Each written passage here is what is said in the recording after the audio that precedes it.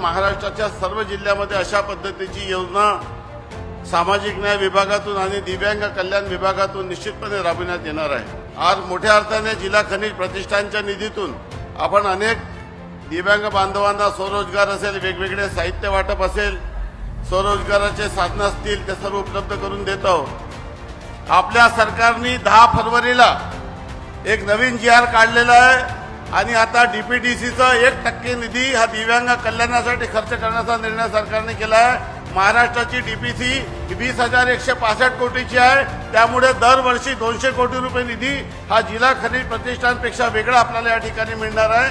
त्याचे सर्व दिव्यांग बांधवांना लागणारे जे काही त्यांच्या जीवनामधील अडचणी आहे, त्यांना रोजच्या जीवनामध्ये जे थेरपी लागेल, ज्या पद्धतीचं त्यांचा रोजगाराचा प्रश्न आहे, ज्या पद्धतीने त्या कुटुंबाला ज्या वेगवेगळ्या अडचणी येतात, ज्या पद्धतीचं त्यांना आवश्यकता असते, त्यांच्या मागणीनुसार आपण सर्व योजना तयार केलेल्या आहे। या जिल्ह्यातल्या प्रत्येक व्यक्तीला त्यांच्या हक्काची योजना हे मिळाली पाहिजे याकरता काम करतोय।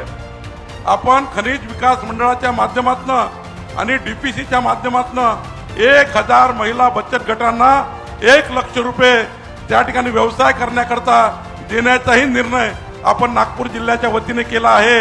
या ठिकाणी 500 दिव्यांगांना आपण ई-रिक्षा प्रधानमंत्री खनिज कल्याण योजनेच्या अंतर्गत आज दिलेल्या आहेत आणि अतिशय पारदर्शी अशा प्रकारच्या पद्धतीनं लॉटरी काढून त्यांची वैद्यकीय तपासणी करून अतिशय ई-रिक्षा चालवण्यास जे योग्य आहेत अशा दिव्यांगांची निवड केली आणि आज त्यांना या ई-रिक्षा मिळाल्यामुळे त्यांच्या जीवनामध्ये निश्चितपणे एक मोठं परिवर्तन होणार आहे आणि स्वावलंबी होण्याकरता, आत्मनिर्भर होण्याकरता, आपली आणि आपल्या कुटुंबाची काळजी घेण्याकरता एक रोजगाराची मोठी संधी या माध्यमातून त्यांना मिळालेली आहे आणि म्हणून अशा सर्व दिव्यांगांचं मी अतिशय मनापासून या ठिकाणी अभिनंदन करतो।